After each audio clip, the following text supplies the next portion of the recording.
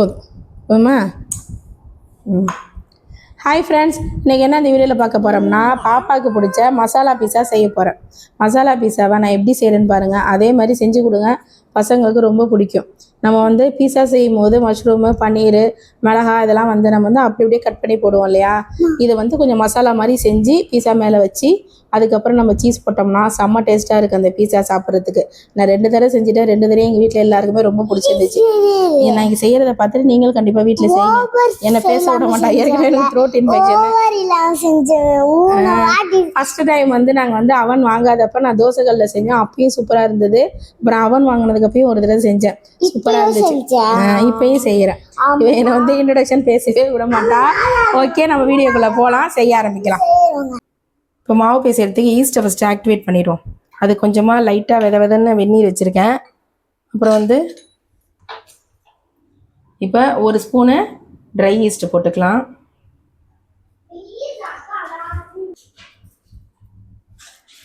இந்த east activate பண்ணுறதுக்கு 1 spoon சர்க்கரை. இது ஒரு 5 நிமிஷம் இருக்கட்டும், ஈஸ்ட் ஆக்டிவேட் ஆகிடும். அப்புறம் மாவு பேச ஆரம்பிக்கலாம். 5 நிமிஷம் ஆயிடுச்சு. ஈஸ்ட்டும் நல்லா ஆக்டிவேட் ஆகிடுச்சு பாருங்கள், நல்லா ஆக்டிவேட் ஆகிடுச்சு. ஓகே, இதை தனியாக எடுத்து வச்சிடலாம். இப்போ 1.5 கப்பு மைதா மாவு எடுத்துக்குவோம்.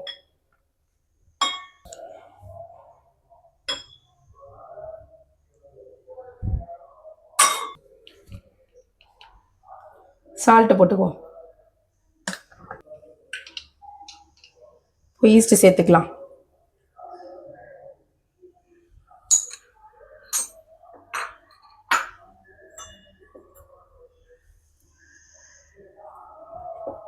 கொஞ்சம் கொஞ்சமாக தண்ணி சேர்த்து நல்லா கரெக்டாக சப்பாத்தி மாவு மாதிரி பிசைய வேண்டியதுதான்.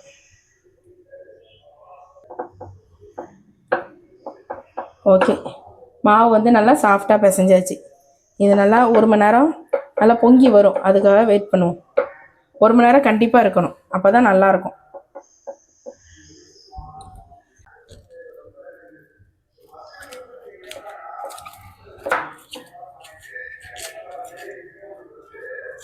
ஓகே, இதை டிஸ்டர்ப் பண்ணாமல் நல்லா ஒரு 1 மணி நேரம் இருக்கட்டும். 1 ஹவர் ஆயிடுச்சு. மாவு நல்லா 2 பங்கு வந்து பொங்கி வந்திருக்கு.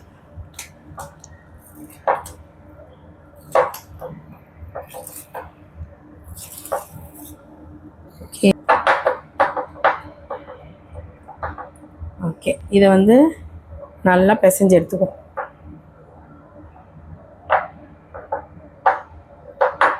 ஓகே, இந்த மாவு எடுத்து நம்ம சப்பாத்தி கட்டைக்கு மாற்றிடுவோம்.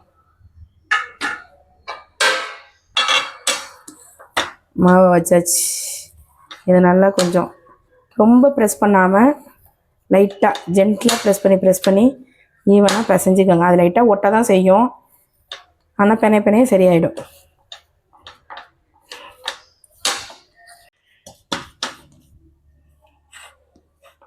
ரொம்ப ப்ரெஸ் பண்ணாமல் லைட்டாக. இப்போ இது வந்து சின்ன சப்பாத்தி கட்டை. நான் இப்போ இதை வந்து ஓரளவு திரட்டிட்டு நான் அப்புறமே ட்ரேயில் மாற்றிடுவேன். அப்புறம் நம்ம கையாலே ப்ரெஸ் பண்ணால் போதும்.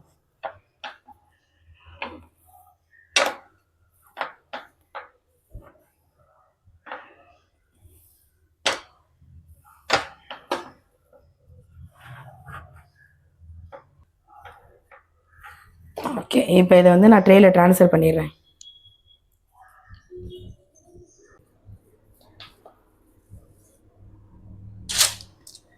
நான் ட்ரேயில் வந்து பட்டர் பேப்பர் போட்டு வச்சுட்டேன். இனிமேல் வந்து நம்ம கையால் ப்ரெஸ் பண்ண வேண்டியதுதான். சும்மா ஜென்டிலாக, ரொம்ப அழுத்தம் கொடுக்கக்கூடாது.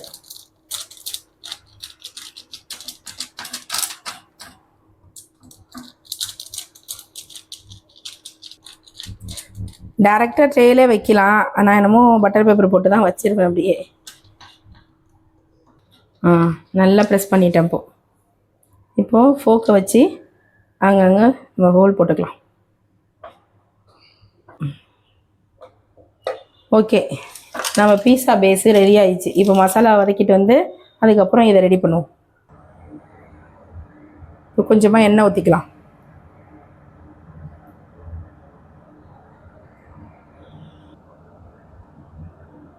இப்போ எண்ணெய் ஹீட் ஆனோடனே மஷ்ரூம் போட்டுக்கலாம்.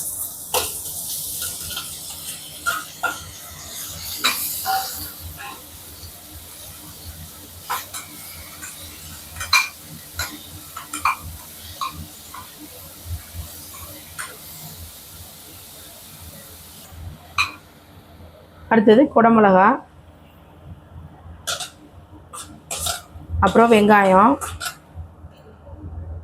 அப்புறம் பன்னீர்.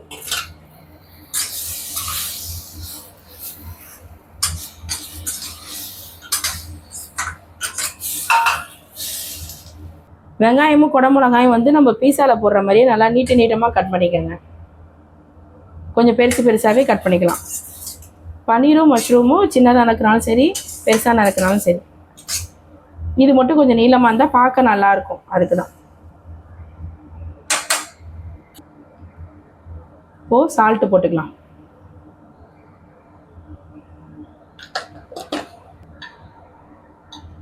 அப்புறம் கொஞ்சமாக மஞ்சள்தூள், அப்புறம் கொஞ்சமாக மிளகாத்தூள். எல்லாம் கொஞ்சம் கொஞ்சம் போட்டால் போதும். மிளகாத்தூள்லாம் 1/4 ஸ்பூன் போதும். அப்புறம் ஒரு 1/4 ஸ்பூன் சாட் மசாலா. எல்லாத்தையும் நல்லா மிக்ஸ் பண்ணிடுச்சு.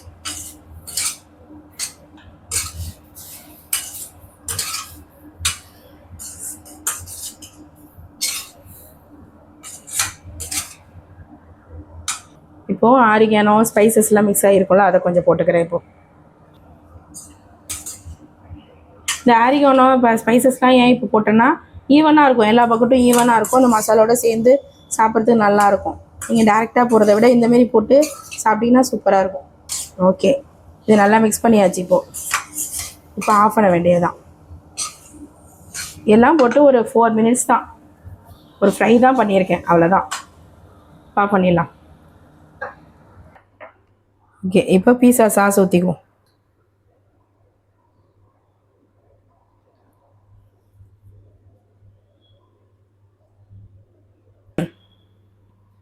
ஓகே, சாஸை வந்து நல்லா ஈவனாக ஸ்ப்ரெட் பண்ணியாச்சு.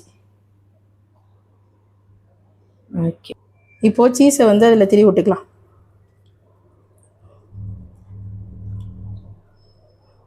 இந்த சீஸுக்காக தான் பசங்க வந்து இந்த பீஸாவே சாப்பிட்றது. அதனால் கொஞ்சம் நிறையவே திருவி ஆகணும்.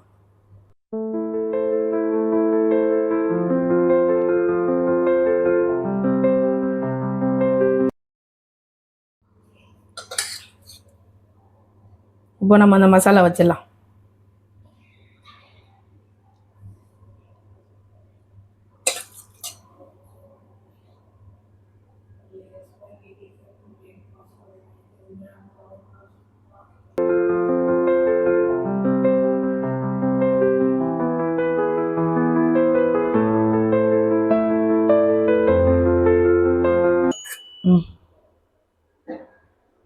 ஓகே, எல்லா மசாலாவும் வச்சாச்சு.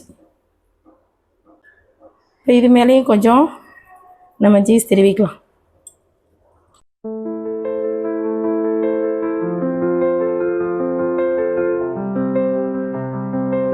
அவனில் வைக்க ரெடி ஆயிடுச்சு. ஓகே, இது அவனில் வச்சுருவோமா?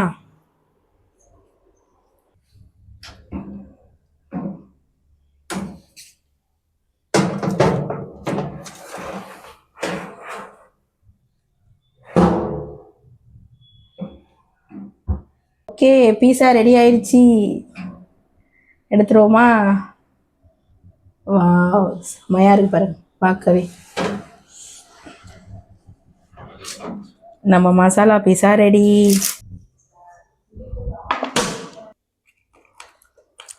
ஓகே ஃப்ரெண்ட்ஸ், பீஸா வந்து நானும் பாப்பாவும் தான் ஃபஸ்ட்டு டேஸ்ட் பண்ணுறோம். எப்படி இருக்கு பாப்பா? சூப்பராக இருக்கா? பார்க்கவே நல்லாயிருக்கு, சாப்பிடவும் நல்லாயிருக்கும். ஏன்னா நான் ஒரு தடவை செஞ்சுருக்கேன்ல, அதனால் சொல்கிறேன். செம்ம டேஸ்ட்டாக இருக்கும்.